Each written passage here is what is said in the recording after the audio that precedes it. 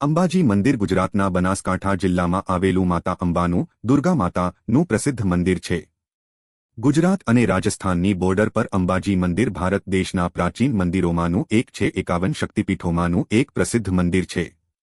માતા અંબાના પરમ ભક્તોને અપાર શ્રદ્ધા છે. એમ કહેવામાં આવે છે કે અહીંયા માતા સતીનું હૃદય પડ્યું હતું.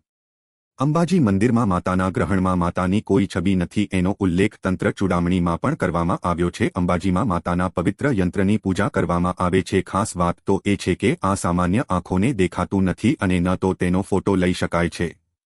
આંખે પાટા બાંધીને તેની પૂજા કરવામાં આવે છે. અંબાજી માતાનું મૂળ સ્થાન ટેકરીની ટોચ પર છે. ગબ્બર પર્વતની ટોચ પર અંબા માતાનું મંદિર છે જે 999 પગથિયાં ચડીને પહોંચી શકાય છે. અંબાજી મંદિરમાં એવું માનવામાં આવે છે કે અહીં એક પથ્થર પર માતાના પગના નિશાન બનાવવામાં આવ્યા છે. અંબાજીના દર્શન કરીને ભક્તો ચોક્કસ ગબ્બર પર્વત પર જાય છે. ભાદ્રવા મહિનાની પૂર્ણિમાના દિવસે દેવીની પૂજા કરવામાં આવે છે અને અહીં મંદિરની બહાર અદ્ભુત મેળો લાગે છે. મોટી સંખ્યામાં ભક્તો અહીં ઉમટી પડે છે. ભાદરવી પૂનમના દિવસે લોકો દૂર દૂરથી પગપાળા આવે છે. આ દિવસે અંબાજીનગરને દિવાળીની જેમ રોશનીથી શણગારવામાં આવે છે. અંબાજી મંદિરનું ખૂબ જ મહત્વ છે કેમ કે 51 શક્તિપીઠોમાં અંબા માતાનું સ્થાન છે. અંબાજી મંદિર 1200 વર્ષ જૂનું માનવામાં આવે છે. અંબાજી મંદિરનો જીર્ણોદ્ધાર કાર્ય 1975થી શરૂ કરવામાં આવ્યો હતો. ત્યારથી લઈને આજ સુધી મંદિરનું પુનઃસ્થાપન કાર્ય ચાલી રહ્યું છે. નવરાત્રિના આ 9 દિવસોમાં ભક્તોની મોટી સંખ્યા અહીં દર્શન કરવા માટે આવે છે. નવરાત્રિના સમય દરમિયાન માતાના પ્રાંગણમાં જ ગરબા કરીને શક્તિની પૂજા કરવામાં આવી છે. નવરાત્રિમાં અંબાજીમાં ખૂબ જ ભીડ જોવા મળે છે. લોકો દૂર દૂરથી માતાના દર્શન કરવા માટે આવે છે. અંબાજી મંદિરના મંદિર ઉપરાંત અહીંયા સનસેટ પોઇન્ટ, ગુફા, ગબ્બર અને આજુબાજુ સુંદર સ્થળો જોવાલાયક છે. આજે અમે તમને આ લેખમાં ગુજરાતના અંબાજી મંદિરની સંપૂર્ણ માહિતી જણાવશું. અંબાજીનું મંદિર હિન્દુ યાત્રાળુઓ માટે ધાર્મિક પ્રવાસન સ્થળ છે. આ મંદિર પૂર્વ વૈદિક સમયથી પૂજાય છે અને દેવી આરાસુરની અંબે માં તરીકે પણ ઓળખવામાં આવે છે કારણ કે આ મંદિર અરવલ્લી પર્વતની ટોચ પર આવેલું છે.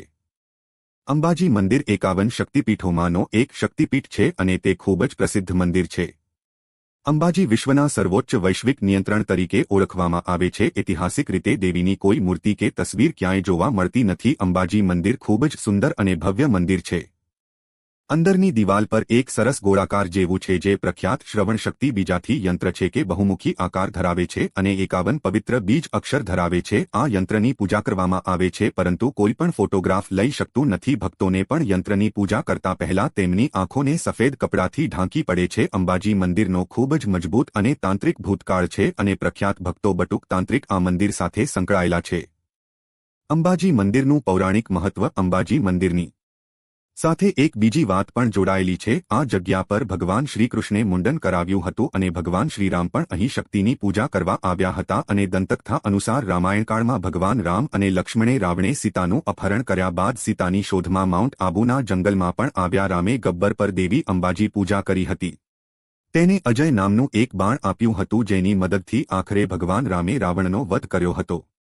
અંબાજી મંદિરની બીજી કથા અનુસાર મહાભારત કાળમાં પાંડવ હોય તેમના વનવાસ દરમિયાન દેવી અંબાજીની પૂજા કરી હતી. માતાએ ભીમસેનને અજય મારા નામની માળા આપી જે યુદ્ધમાં વિજય સુનિશ્ચિત કરશે. પાંડવોએ વિરાતાના દરબારમાં છુપાઈને પોતાના વનવાસના છેલ્લા વર્ષમાં બુણાલનો વેશ ધારણ કરીને અર્જુનને દેવી પોશાક આપ્યો હતો. અન્ય એક દંતકથા અનુસાર વિદર્ભના રાજાની પુત્રી રૂકમણી એ ભગવાન કૃષ્ણની તેમના પતિ બનવા માટે અહીં દેવી અંબાજીની પૂજા કરી હતી. તેવો અંબાજી મંદિરનો ઇતિહાસ છે.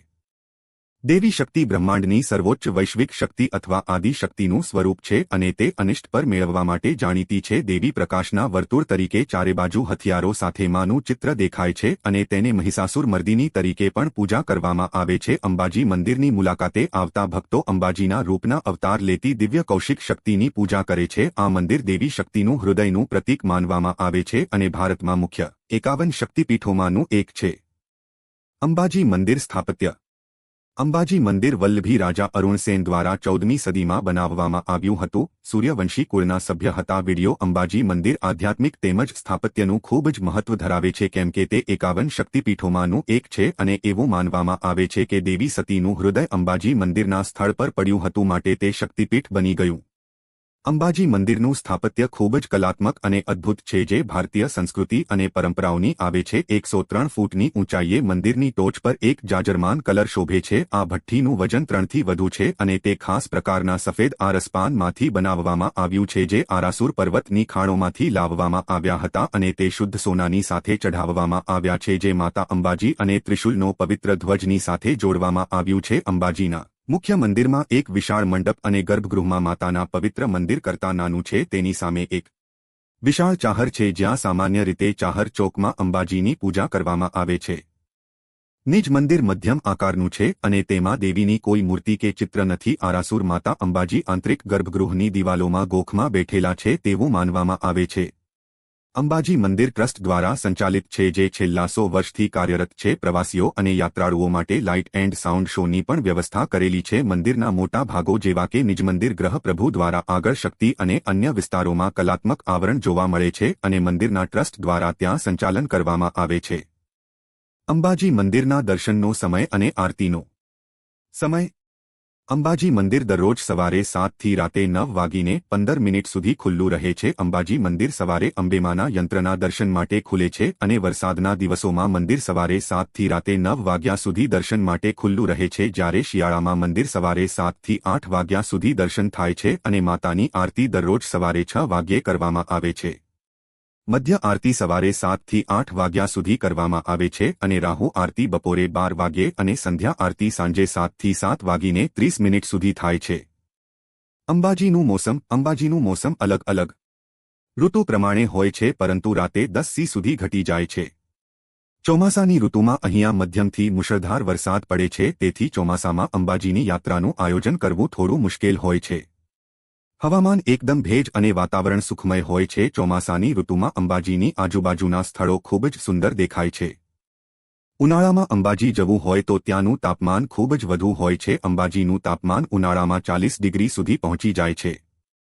અંબાજીમાં ખાવાની વ્યવસ્થા. અંબાજીમાં શાકાહારી ભોજન મળે છે. એ ગુજરાતી થાળીમાં રોટી, દાળ, ભાત, કઢી, ખીચડી, શાક વગેરે વસ્તુ હોય છે. અહીંયા મંદિરમાં ભી ટ્રસ્ટ દ્વારા જમવાની વ્યવસ્થા કરવામાં આવી છે.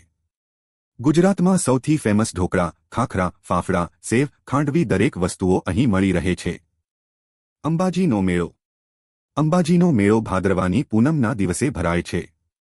ઓક્ટોબર કે સપ્ટેમ્બરની આસપાસ આવે છે. દર વર્ષે વિશ્વભરમાંથી લગભગ 15 લાખ શ્રદ્ધાળુઓ અહીં દર્શન માટે આવે છે. ફક્ત હિન્દુ જ નહીં પરંતુ જૈન, મુસલમાન વગેરે લોકો મેળામાં જોડાયેલ છે. અંબાજીના મેળામાં ઘણા લોકો ભાગ લે છે. ત્યાં સ્થાનિક દુકાનો, કાંચલાઓ સ્ટોર, રમકડા, ચિત્રો, મૂર્તિઓ, શિલ્પકલા, મનોરંજન માટેની વસ્તુઓ ત્યાં મળે છે.